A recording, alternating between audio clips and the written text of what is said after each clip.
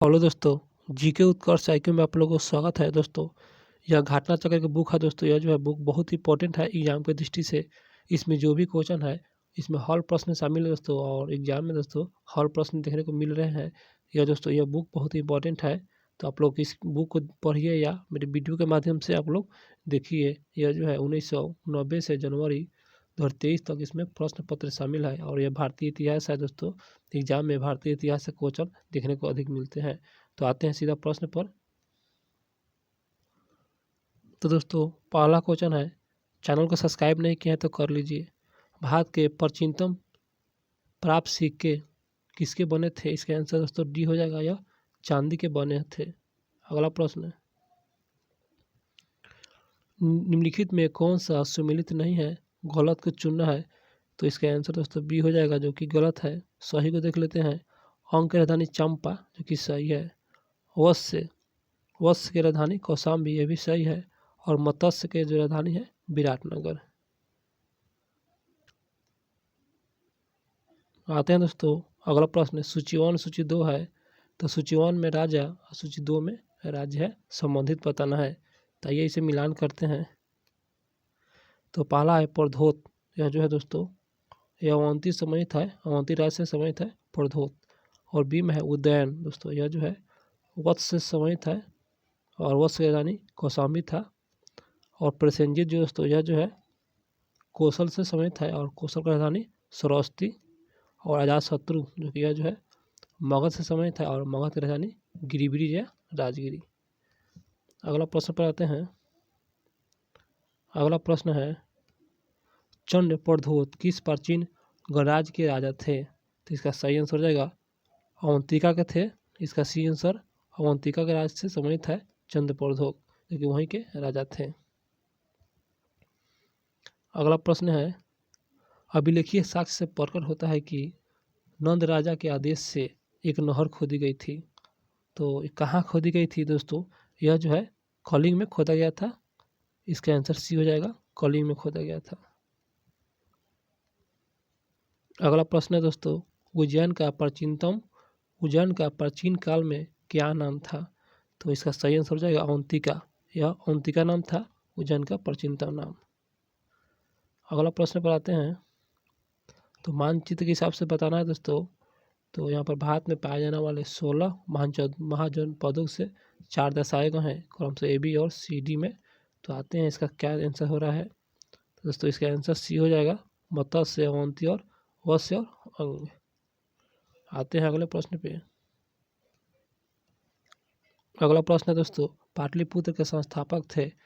तो यहाँ पर स्टार है। तो आते देखते हैं नोट्स में क्या है पाटलिपुत्र के संस्थापक। तो दोस्तों यहाँ पर है, पाटलिपुत्र की स्थापना अजातशत्रु ने गंगा और सोन नदी के संगम पर पाटलिपुत्र ग्राम में एक किला बनाकर की थी।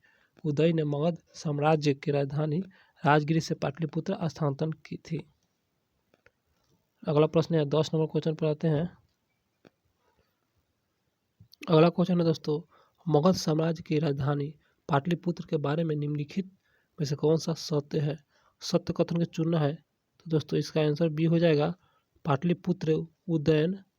पाटलिपुत्र उत्तर में गंगा नदी से एवं पश्चिम में सोन नदी से घिरा हुआ है। पाटलिपुत्र जो है दोस्तों उत्तर में गंगा नदी से और पश्चिम में सोन नदी से घिरा हुआ है। इसका आंसर बी हो जाएगा। आते हैं अगले प्रश्न पे। तो पाटलिपुत्र को किस शासक ने सर्वप्रथम अपनी राजधानी बनाया? तो यहाँ पर स्टार है। आते हैं देखते हैं नोट्स को।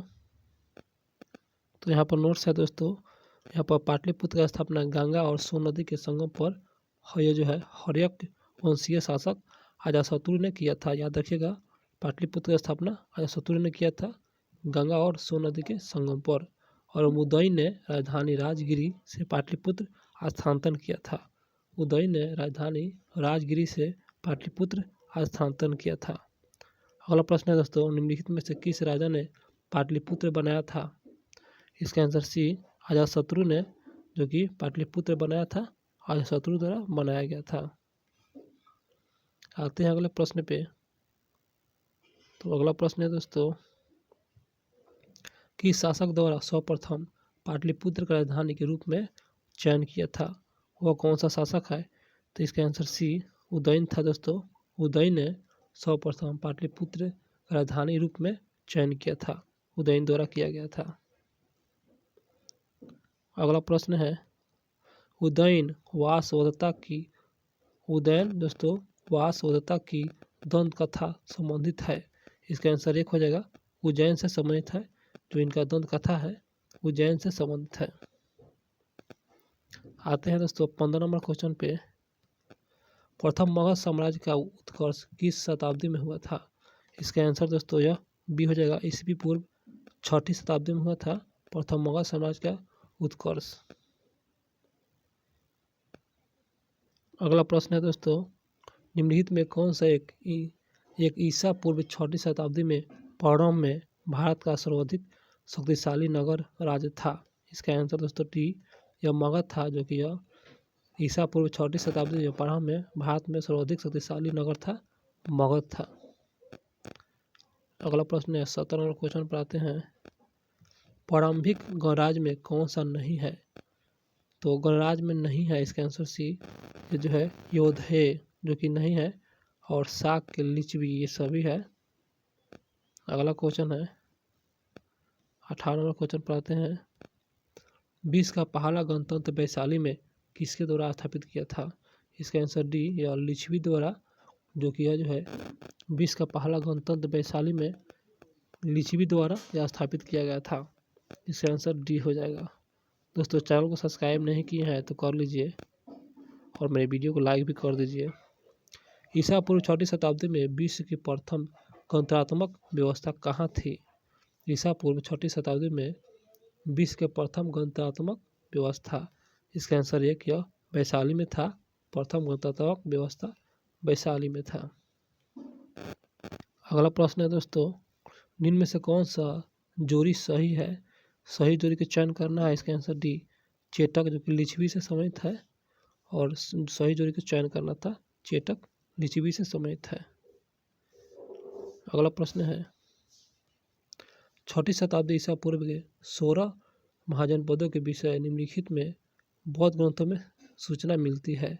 इसका आंसर डी अंगुत्तर निकाय में, जो कि 16 महाजनपदों के विषय में जो कि यह बौद्ध ग्रंथ में सूचना मिलती है अंगुत्तर निकाय में। अगला प्रश्न है 16 महाजनपदों की सूची उपलब्ध है। इसका आंसर बी अंगुत्तर निकाय में। दोस्तों क्वेश्चन रिपीट हो गया, याद भी हो गया होगा।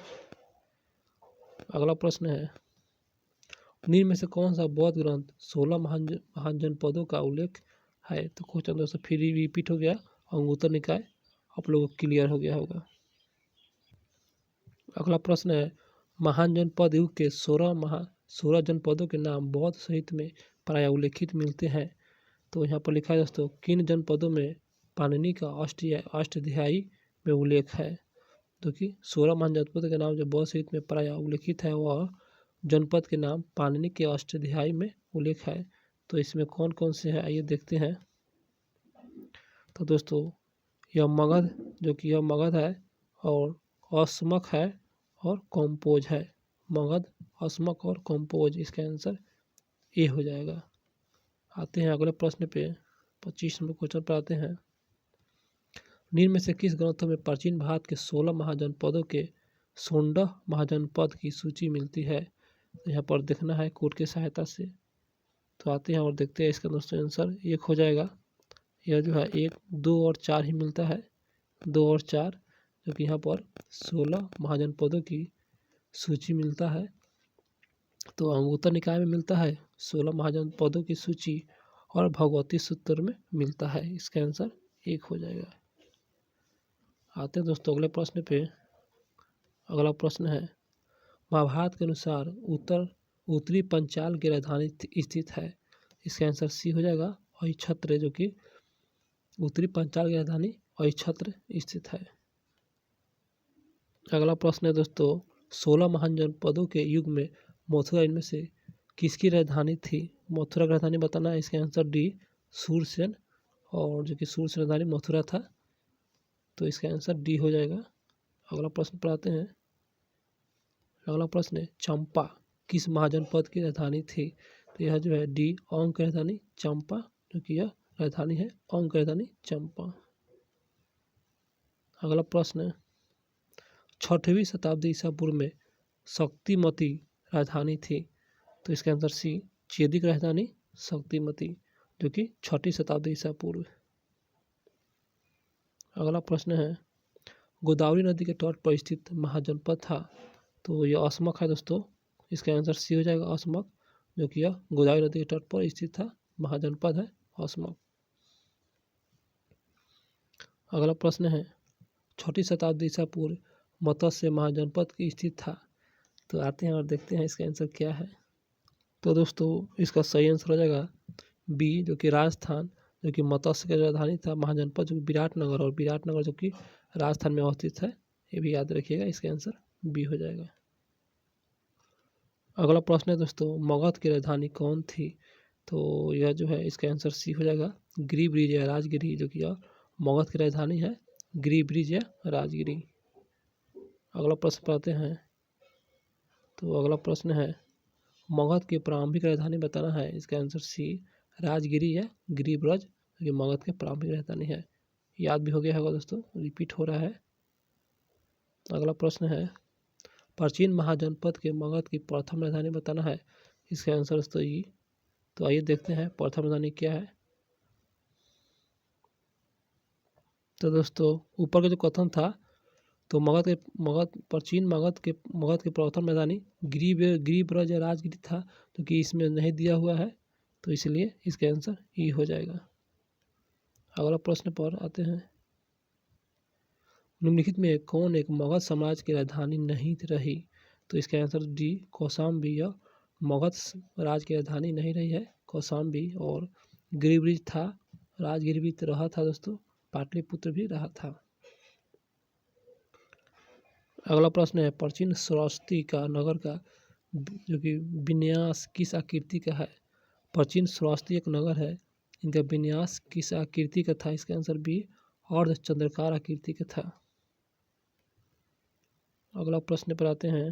अगला प्रश्न है, मगध के किस प्रारंभिक शासक ने राज्यारोहण के लिए अपने पिता की हत्या की, स्वयं इसी कारणवश अपने पुत्र द्वारा मारा गया। बहुत अच्छा प्रश्न है, इसका आंसर बी हो जाएगा, अजातशत्रु, और अजातशत्रु ने अपने पुत्रों के द्वारा दोस्तों मारा गया था। अगला प्रश्न है, अजातशत्रु के वंश का नाम बताना है, इसका आंसर बी, हर्यक वंश से संबंधित है अजातशत्रु। अगला प्रश्न पर आते हैं, राजकुमार जो अपने पिता की मृत्यु के लिए उत्तरदायी था, इसका आंसर एक, अजातशत्रु, जो कि यह जो है राजकुमार अजातशत्रु जो अपने पिता की मृत्यु के उत्तरदायी था, अजातशत्रु। अगला प्रश्न है दोस्तों, किसने मगध साम्राज्य में वज्जी गणराज्य को हराकर आत्मसात किया था, तो इसका आंसर दोस्तों डी हो जाएगा, अजातशत्रु, जो कि अजातशत्रु ने मगध साम्राज्य में वज्जी गणराज्य को हराकर आत्मसात कर दिया था, अजातशत्रु ने किया था। अगला प्रश्न पर आते हैं, तो अगला प्रश्न है दोस्तों, मालवा के क्षेत्र पर मगध की सत्ता का विस्तार निम्न में से किसके शासनकाल में हुआ था, इसका आंसर डी, शिशुनाग के शासनकाल में, जो कि मालवा के क्षेत्र पर मगध की सत्ता का विस्तार, जो कि यह जो है शिशुनाग के शासनकाल में हुआ था। अगला प्रश्न पर आते हैं, तो मगध में नंद वंश का संस्थापक कौन था, इसका आंसर एक, महापद्मनंद, जो कि यह नंद वंश के संस्थापक माना जाता है मगध का। अगला प्रश्न है, मगध का कौन सा सम्राट यह जो है अपरोपरशुराम के नाम से जाना जाता था, जो कि मगध का सम्राट था, इसका आंसर डी, महापद्मनंद, जो कि यह जो कि दोस्तों अपरोपरशुराम के उपाधि धारण किया था, महापद्मनंद। अगला प्रश्न है दोस्तों, बनारसी को निम्नलिखित में से किसने अपने द्वितीय राजधानी बनाया था, बनारसी को, इसका आंसर स्टार है। तो आइए देख लेते हैं नोट्स में क्या है। तो द्वितीय राजधानी के क्षेत्र में 6वीं शताब्दी ईसा पूर्व में बनारसी काशी महाजनपद की राजधानी था, जो कि सही है। और हर्यक वंश ने शासनकाल में बिम्बिसार ने अपने कौशल नरेश परिचित की बहन महाकोशला के साथ विवाह करने के दहेज के रूप में प्राप्त किया था। इसी प्रकार अजातशत्रु ने प्रसेनजीत ने अपने पुत्री वजीरा का विवाह अजातशत्रु से करके जो कि काशी के ऊपर उसका अधिकार स्वीकार कर लिया और कालांतर में शिशुनाग ने जब गिरिब्रिज को अपने राजधानी बनाई तो शिशुनाग ने अपनी राजधानी दूसरी राजधानी वैशाली को बनाया था। तो दूसरी राजधानी वैशाली को बनाया था। तो ऑप्शन में नहीं दिया हुआ है, वैशाली होगा इसका आंसर। आते हैं अगले प्रश्न पे। तो नंद वंश के पश्चात मगध पर किस राजवंश का शासन था? जो कि नंद वंश के पश्चात, तो यह मौर्य वंश का शासन था। इसका आंसर 1 हो जाएगा। अगला प्रश्न पर आते हैं। राजा नंद का उल्लेख करने वाला अभिलेखीय प्रमाण है। इसका आंसर 1 हो जाएगा। खारवेल का हाथी गुफा अभिलेख, जो कि राजा नंद वंश का उल्लेखीय प्रमाण, यह जो है खारवेल के हाथी गुफा अभिलेख से मिलता है। अगला प्रश्न है दोस्तों, गौतम बुद्ध के समय प्रसिद्ध वैद्य जीवक किसके दरबार से सम्मानित थे? वैद्य जीवक, इसका आंसर 1 हो जाएगा। बिम्बिसार से दोस्तों। और यह बताना था गौतम बुद्ध के समय प्रसिद्ध बौद्ध जीवक किसके दरबार समय था? जीवक जो था ना दोस्तों, बिम्बिसार के दरबार में रहता था। याद रखिएगा, जीवक बिम्बिसार से संबंधित है। अगला प्रश्न है, मगध शासक बिम्बिसार का चिकित्सक कौन था? इसका आंसर सी हो जाएगा, जीवक, जो कि यह चिकित्सक था जो कि बिम्बिसार के दरबार में रहता था। अगला प्रश्न है, निम्नलिखित में ए और बी पढ़िए। तो ए और बी देखते हैं। विश्व के सभी भागों में ईसवी पूर्व 6वीं शताब्दी एक महान धार्मिक उथल पुथल का काल था और वैदिक धर्म का बहुत जटिल हो चुका था। तो आते हैं और देखते हैं। तो दोस्तों इसका आंसर बी हो जाएगा। दोनों सही है, ए और बी दोनों सही है। अगले प्रश्न पर आते हैं। अगला प्रश्न है, काली नगर किस नदी के तट पर स्थित है? इसका आंसर बी हो जाएगा। यमुना नदी के तट पर स्थित है काली नगर। अगला प्रश्न है, यह सूची 1 सूची 2 है। तो सूची 1 में उत्तर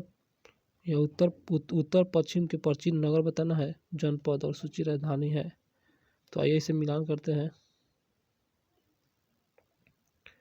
तो दोस्तों इस प्रकार इसका सही आंसर हो जाएगा बी। और आइए इसे मिलान करते हैं। तो यह जो है बी इसका सही आंसर हो जाएगा।